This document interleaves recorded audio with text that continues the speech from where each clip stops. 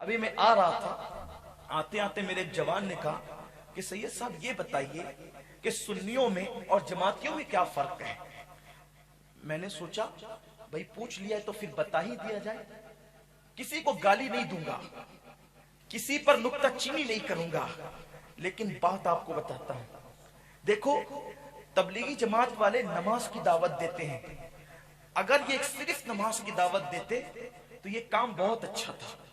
اتنا اچھا تھا یہ کام کہ اس کی جتنی سراہنا کی جائے کم تھی. صرف نماز کی اگر دعوت دیتے. لیکن آپ کو پتا ہونا چاہیے، اگر آپ پڑھے لکھے ہیں تو بہت سنجیدگی سے میری بات کو سنیں. ہم لوگ گالی دینے والے لوگ نہیں ہیں، کیونکہ ہم رحمت للعالمین کے امتی ہیں. ہم صوفیہ کے ماننے والے لوگ ہیں. ہم پیار کی بات کرتے ہیں، محبت کی بات کرتے ہیں، لیکن صرف سن لو. ان کے لوگ بھی آئے ہیں تو میری گزارش ہے کہ سنیں. اگر تبلیغی جماعت صرف نماز کی دعوت دیتی ہم ان کو کروڑوں مرتبہ سلام کرتے. لیکن بات کیا ہے کہ ہر شکاری جب شکار کرنے کے لیے آتا ہے تو وہ جس کو شکار کرنا ہوتا ہے اس کی پسندیدہ چیز کو وہ سامنے رکھتا ہے. جیسے چڑیوں کا شکار ہوتا ہے تو جال بچھا کر کے دانے ڈالے جاتے ہیں. بیچارہ پرندہ سوچتا ہے کہ دانے ہیں چلو کھا لیں گے، لیکن جو جال پر نظر نہیں جاتی دانے پر نظر جاتی ہے، کیونکہ بھوکے کی نظر دانے پر ہی جاتی ہے. جال کی باریکی کو وہ دیکھ نہیں پاتا، وہ جاتا ہے دانا چگنے کے لیے، اس کے پیر جو ہے جال میں پھنس جاتے ہیں. نہ دانا ملا نہ آزادی ملی، جان بھی چلی گئی دانا بھی چلا گیا. اور اس کے بعد جتنا وہ نکلنے کی کوشش کرتا ہے اس میں الجھتا چلا جاتا ہے. بالکل ایسا ہی معاملہ ہے میرے آقا صلی اللہ علیہ وسلم کے دیوانوں. ہندوستان کے حالات 1857 میں بڑے خطرناک اور دردناک حالات تھے. ہندوستان کے اندر انگریز آئے تو انہوں نے کہ لڑاؤ اور حکومت کرو کی پالیسی کے تحت اس ہندوستان کے اندر جو قدیم مسلک تھا جس کو اہل سنت و جماعت کہتے ہیں، یہی مسلک سب سے پرانا پوری دنیا میں ہے. اور ہندوستان کا بھی سب سے پرانا مسلک کون سا ہے؟ اہل سنت و جماعت. دیکھو اس کی آسان سی دلیل آپ کو دیتا ہوں. تبلیغی جماعت اور ان کی جماعت کے سارے لوگ اور چکرالوی وغیرہ سب کے سب کہتے ہیں مزاروں پہ گنبد بنانا حرام ہے اور شرک ہے. ان لوگوں کا یہ کہنا ہے، وہ گنبد کو پسند نہیں کرتے. لیکن غریب نواز کا گنبد آج سے 700 سال پہلے بھی موجود تھا. اس سے پتا چلا کہ ہندوستان میں 700 سال پہلے کا مسلمان گنبد بنانے پر یقین رکھتا تھا اور گنبد بنانے کو جائز رکھتا تھا. پتا چلا اگر اس دور کے اندر گنبد بنانے کے منکر ہوتے تو غریب نواز کا گنبد کبھی بنانے نہیں دیتے. تو 700 سال پہلے کا مسلمان گنبد بنانے کو جائز مانتا تھا، اسی لیے غریب نواز کا گنبد بھی ہے، حضرت محبوب الہی کا گنبد بھی ہے، بختیار کاکی کا گنبد بھی ہے، مخدوم اشرف جہانگیر سمنانی کا گنبد بھی ہے. اب آپ کہیں گے چلو ہندوستان کے لوگوں نے غلو کر لیا اس لیے گنبد بن گئے، تو کیا بغداد کے لوگ بھی گنبد کو ماننے والے تھے؟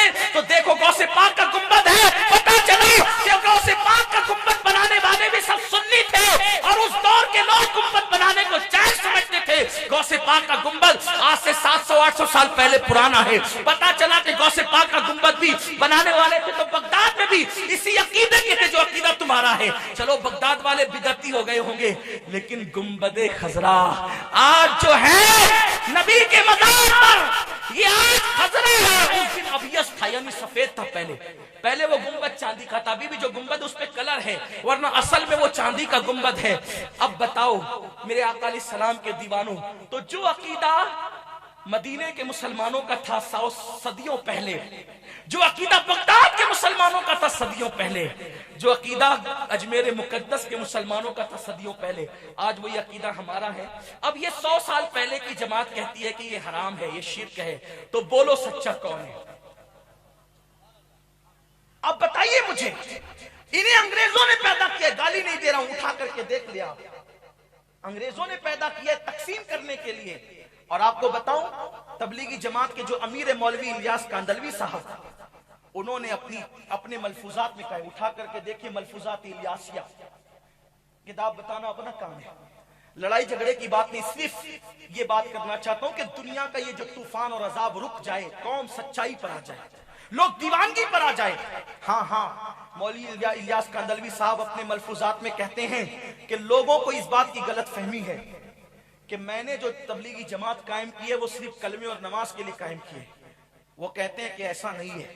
میں نے جو تبلیغی جماعت قائم کیا اس کا مقصد یہ، دیکھو تبلیغی جماعت کا ممبر کچھ بھی کہے اس کی بات کا اعتماد نہیں کیا جا سکتا، ان کا امیر جو کہے گا اور جو کتاب میں لکھا ہے، لوگ کہتے ہیں نا بقا ہزاروں لکھا ایک، تو بقے پہ توجہ نہیں، جیسا ماحول دیکھا ویسی بات کر دی، لکھی ہوئی بات کہہ رہا ہوں۔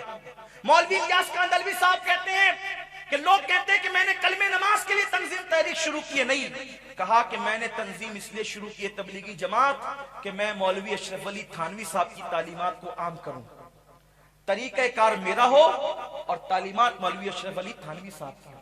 یعنی تبلیغی جماعت کا مقصد اللہ کے لیے تھوڑا سا سمجھ لو، حق واضح ہو جائے، اللہ کرے کسی پر گالیاں نہیں، تماشا نہیں، مذاق نہیں، کسی پر کرٹیسائز کرنا مقصد نہیں، اللہ جانتا ہے دلوں کا حال، صرف اس دنیا سے فتنے ختم ہو جائیں، اس دنیا کے برے حالات اچھائی میں تبدیل ہو جائے، لوگ حقیقت اور ایمان کی طرف آ جائیں۔ مولوی الیاس کاندھلوی صاحب نے کہا میں تو اشرف علی تھانوی صاحب کی تعلیمات کو عام کرنے کے لیے تبلیغی جماعت بنایا ہوں، بس اتنا چاہتا ہوں کہ طریقہ کار طریقہ میرا ہو تبلیغ کا، اور تعلیمات مولوی اشرف علی تھانوی صاحب کی ہو، اور اس کے لیے تعلیمات اشرفیہ کو اشرف علی تھانوی کی تعلیم کو عام کرنے کے لیے نماز کا ٹائٹل سامنے رکھا گیا اور کلمے کا ٹائٹل، کیونکہ نماز سے مسلمانوں کو محبت تھی، مسلمانوں کی اکثریت بے نمازی ہو گئی تھی۔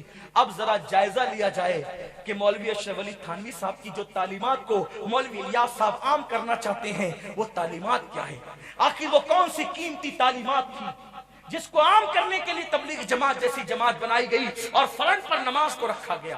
دیکھو سنیوں نے جہاں بات کی ڈنکے کی چوٹ پہ کی، ہم نے کوئی ٹائٹل سامنے نہیں رکھا، ہم نے جو اپنا مقصد تھا وہی سامنے رکھا۔ مولوی اشرف علی تھانوی صاحب کی تعلیمات کیا تھی، ان کی کتاب اٹھا کر کے دیکھیں، لوگ کہتے ہیں بڑی قیمتی تھی، وہ قیمتی تعلیمات کیا تھی جس کے لیے تبلیغی جماعت بنی۔ مولوی اشرف علی تھانوی صاحب کی ایک کتاب ہے جس کا نام ہے حفظ الایمان۔ حفظ الایمان نام کی یہ کتاب آج بھی چھپتی ہے، دارالعلوم دیوبند، مکتبہ دیوبند سے بمبئی سے سہارنپور سے آج بھی یہ کتاب چھپتی ہے، چھوٹا سا کتابچہ ہے حفظ الایمان۔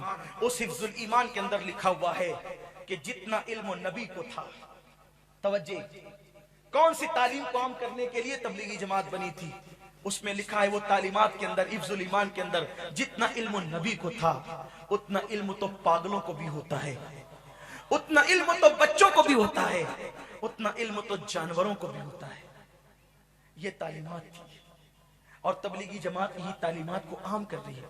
وہ جلسوں میں کھل کے نہیں کہتے، اس لیے کہ پردے کے پیچھے کچھ اور ہے اور ٹائٹل کچھ اور ہے۔ جیسے شیعوں کے یہاں اہل بیت کی محبت کا ٹائٹل ہے، پیچھے صحابہ کی گستاخی ہے۔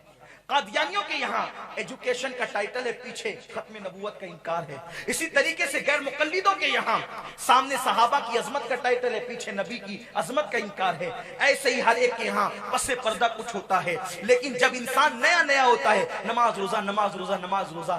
ایک بات میں آپ کے سامنے کہنا چاہتا ہوں، اگر تبلیغی جماعت صرف نماز سکھاتی ہے تو 40 دن کی جماعت سے واپس آنے کے بعد آدمی نبی پر کھڑے ہو کے سلام پڑھنے کا انکار کیوں کرتا ہے؟ جب وہاں صرف نماز ہی سکھائی گئی ہے تو سلام کا انکار وہ کیوں کرنے لگا؟ سلام پر تو کوئی بات جماعت میں نہیں ہوئی، لیکن وہ جماعت میں جا کر کے سلام کا منکر کیوں ہو گیا؟ اولیاء اللہ کے مزارات کا انکار کیوں کرنے لگا؟ جب وہاں ایک ہی نقطہ نماز ہے تو وہ واپس آنے کے بعد مزار کا منکر کیوں ہو گیا؟ پتہ چلا پس پردہ کچھ اور ہے، اسے سمجھنا ہوگا، اسے معلوم کرنا ہوگا۔ تبلیغی جماعت میں شامل میرا کوئی سنی بھائی اگر ان کے ساتھ چلا گیا ہے، اگر اس کو میری بات کڑوی لگتی ہے، میں یہاں موجود ہوں، وہ میرے سامنے بیٹھ کر بات کریں، ہم اس کو سمجھائیں گے، اس کو بتائیں گے حقیقت کیا ہے۔ مجھے بتاؤ، تمہارے ایمان کا واسطہ دے کر کے کہتا ہوں سنیوں اور کلمہ پڑھنے والوں، اگر کسی کے بارے میں یہ بات کہی جائے کہ جتنا علم مولانا صاحب کو ہے اتنا تو پاگلوں کو بھی ہوتا ہے، بچوں کو اور جانوروں کو بھی ہوتا ہے، بولو مولانا کی توہین ہے کہ نہیں ہے؟ حضور کی نالین کی توہین انسان کو کافر بنا دیتی ہے، نبی کی توہین کافر نہیں بنائے گی۔ لوگ کہتے ہیں کہ مولانا یہ کافر وہ کافر وہ کافر، آپ لوگ سب کو کافر کہتے ہیں، مسلمان کون ہے؟ ہم کہتے ہیں ہم کافر نہیں کہتے، قرآن نے جن کو کافر کہا ہم ان کو کافر کہتے ہیں، اور ان کو کافر کہنا ہمارے لیے فرض ہے۔ ہمیں وہ پالیسی نہیں چاہیے کہ بار بار بھی خوش رہے، راضی رہے، سیاح بھی کوئی ناراض ہوتا ہے کروڑوں مرتبہ ناراض ہو جائے، ہمیں اللہ کی رضا چاہیے۔ جو نبی کا گستاخ ہے وہ کافر ہے، کافر ہے، کافر ہے۔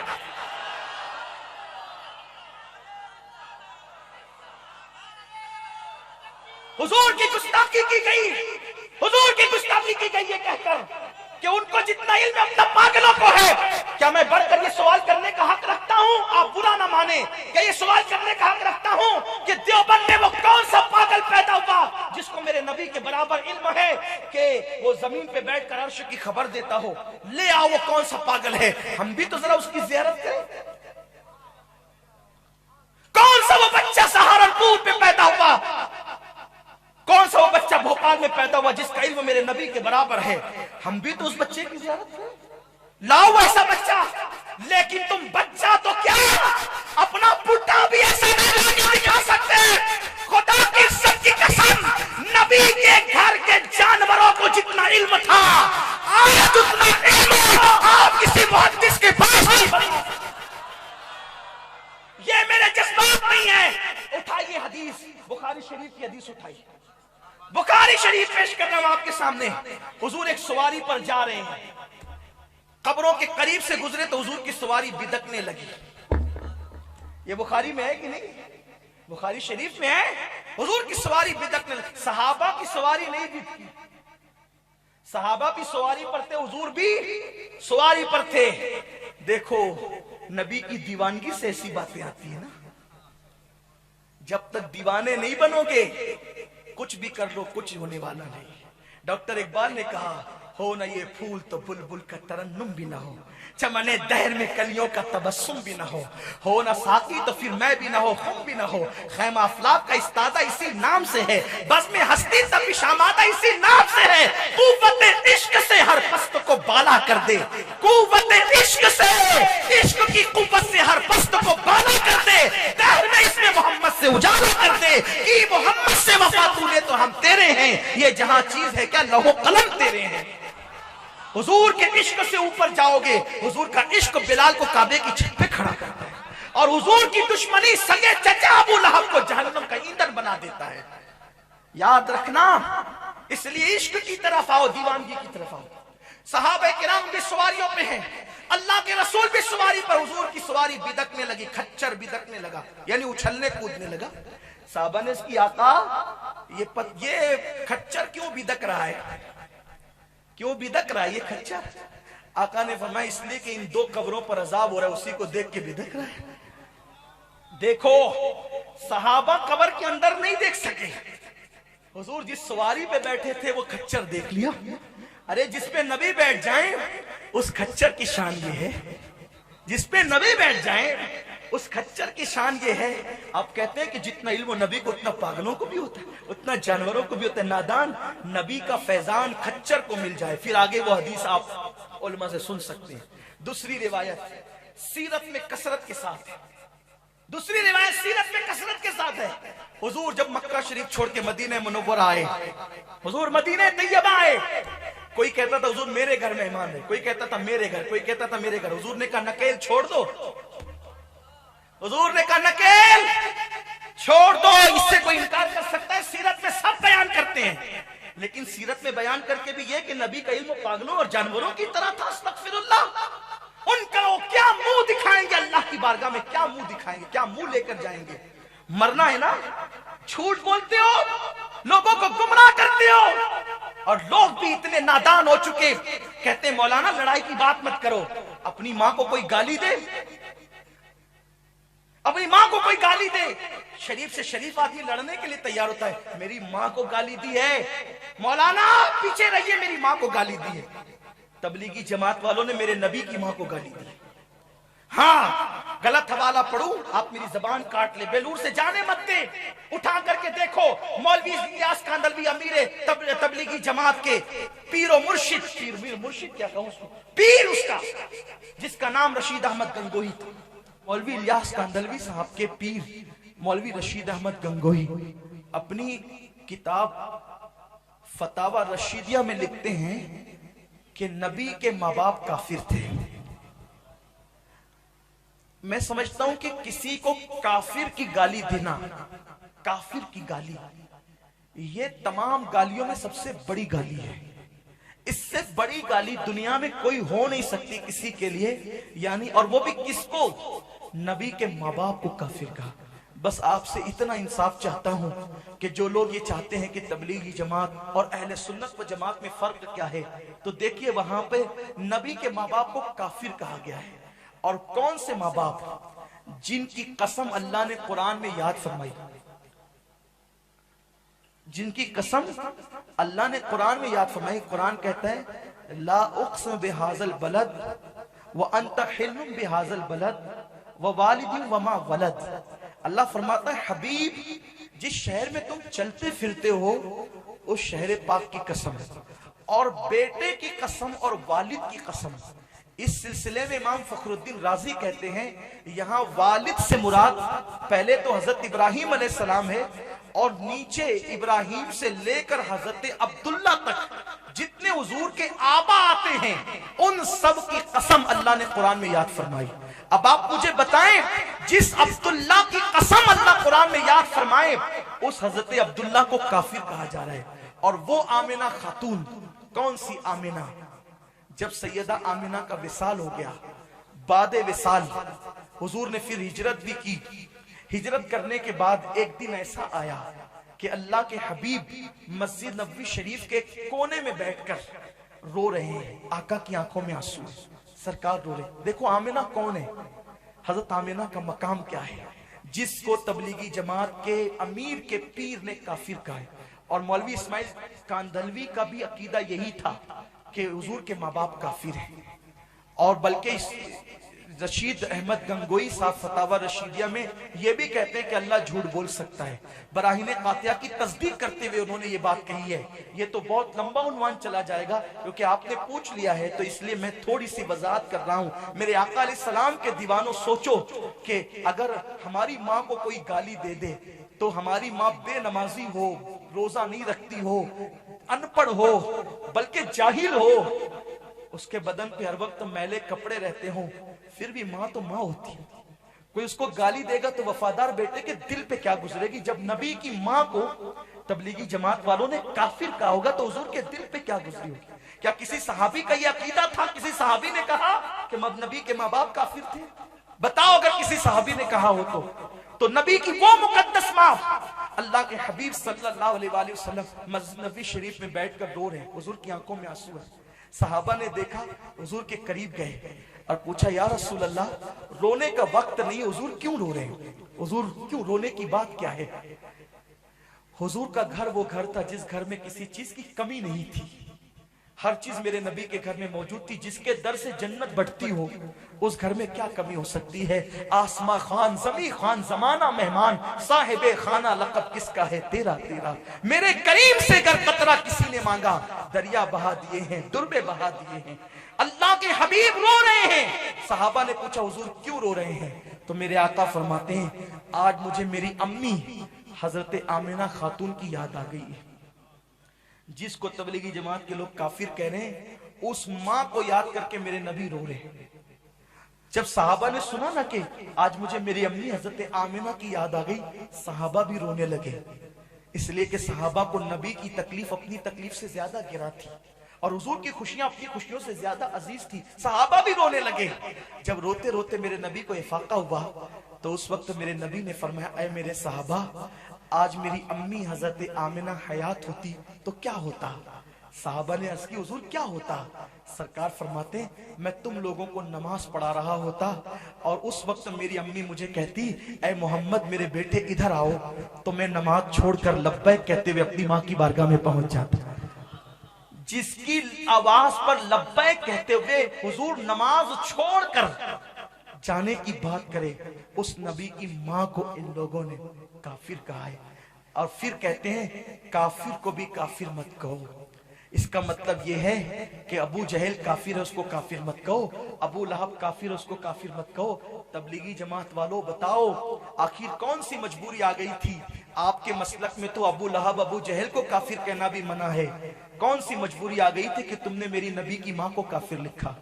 कहीं अंग्रेजों का इशारा तो न था? اس لیے کہ ان کی پالیسی تھی لڑاؤ اور حکومت کرو. اور پھر اس جماعت نے ہندوستان کے اندر اہل سنت کے ٹکڑے ٹکڑے کر دیے, مسلمانوں کے اتحاد کو پارا پارا کر دیا. اور مولوی الیاس کندلوی نے جو بات کہی نا, جس کو علی میاں ندوی نے لکھا ہے کہ میں نے تو تبلیغی جماعت اس لیے بنائی ہے کہ تعلیمات مولوی اشرف علی تھانوی کی ہو اور طریقہ کار میرا ہو, تو وہ اشرف علی تھانوی صاحب کو ہر مہینہ انگریزی حکومت کی طرف سے 600 روپیہ 650 روپیہ مہینے دیا جاتا تھا. جس کو دیکھنا ہو مکالمت الصدرین اٹھا کر کے دیکھ لیں. مکالمت الصدرین میں لکھا ہے مولوی اشرف علی تھانوی صاحب کو 650 روپیہ مہینہ انگریزی حکومت دیتی تھی. آپ سے پوچھنا چاہتا ہوں کہ انگریزی حکومت کس چیز کا یہ وظیفہ دیتی تھی؟ یہ سوال ہے جس کا جواب نہ علماء دیوبند اور نہ تبلیغی جماعت قیامت تک کے لیے نہیں دے سکتے. آپ کا ایمان عزیز ہے, ہم نے بہت اشارے تھوڑے تھوڑے اشارے کیے, آپ اس کو سمجھیں. اور اگر آپ چاہتے ہیں کہ آپ اپنی طبیعت سے جو چاہیں وہ کریں, لیکن اتنا ضرور یاد رکھنا جاتے جاتے کہوں گا, قیامت کے دن مجھے اور آپ کو کیا, خلیل اللہ کو بھی میرے نبی کی حاجت ہوگی. ہے خلیل اللہ کو حاجت رسول اللہ کی. جب آپ نبی کی بارگاہ میں شفاعت کی بھیک مانگنے جاؤ گے, اگر حضور نے کہہ دیا جو میری ماں کو کافر کہہ کے گالی دیتے تھے, تو انہی کے پیچھے نماز پڑھتا تھا, انہی کے اجتماعات میں جاتا تھا, انہی کے ساتھ جماعتوں میں گشت کرتا تھا, تو آپ کے پاس جواب کیا ہوگا؟ اس کے ذمہ دار آپ ہیں. ہم آپ کو ورگلانا لڑانا نہیں چاہتے, آپ کے ایمان کا تحفظ چاہتے ہیں. اگر آپ کو ایمان عزیز ہے, نکلیے اس گندگی سے اور اس طرف آئیے جو غریب نواز کی تعلیم ہے, محبوب الہی کی تعلیم ہے, حضرت مختوم اشرف جہانگیر سمنانی کی تعلیم ہے, اور 14ویں صدی میں جو تعلیمات امام احمد رضا محدث بریلوی نے پیش کی ہے, ان تعلیمات کی طرف آؤ. یہ تو سراپا عشق عشق عشق ہی ہے, بلکہ دونوں میں فرق واضح یہ ملے گا, وہاں نبی پہ اعتراضات ملیں گے, یہاں نبی کی طرف سے نبی پر جو اعتراضات کیے گئے ہیں ان اعتراضات کے جوابات ملیں گے. وہاں یہ ملے گا آپ کو فرق, یہ وہاں یہ ملے گا نبی مر کر مٹی میں مل گئے, یہاں یہ جواب ملے گا تو زندہ ہے واللہ, تو زندہ ہے واللہ, میرے چشم عالم سے چھپ جانے والے. وہاں یہ اعتراض ملے گا نبی کو علم کتنا ہے, یہاں یہ جواب ملے گا اور کوئی غیب کیا تم سے نہا ہو بھلا, جب نہ خدا ہی چھپا تم پہ کروڑوں درود. وہاں یہ اعتراض ملے گا کہ نبی کا خیال اگر نماز میں آئے تو نماز کا حال کیا ہوتا ہے, یہاں یہ جواب ملے گا مولا علی نے واری تیری نیند پر نماز, وہ بھی اثر جو سب سے اعلیٰ خطا کی ہے, صدیق بلکہ گاؤں میں جا ان پہ دے چکے, اور حفظ جان تو جان فروز و گرہ کی ہے, اور تو نے ان کو جان انہیں پھیر دی نماز, پر وہ تو کر چکے تھے جو کرنی بشر کی ہے, اور تو نماز کی بات کرتا ہے. میرے امام نے کہا ثابت ہوا کہ جملہ فرائض فروض ہیں, صرف نماز ہی نہیں بلکہ جملہ فرائض. ثابت ہوا کہ جملہ فرائض فروض ہیں, اصل الاصول بندگی استاج ور کی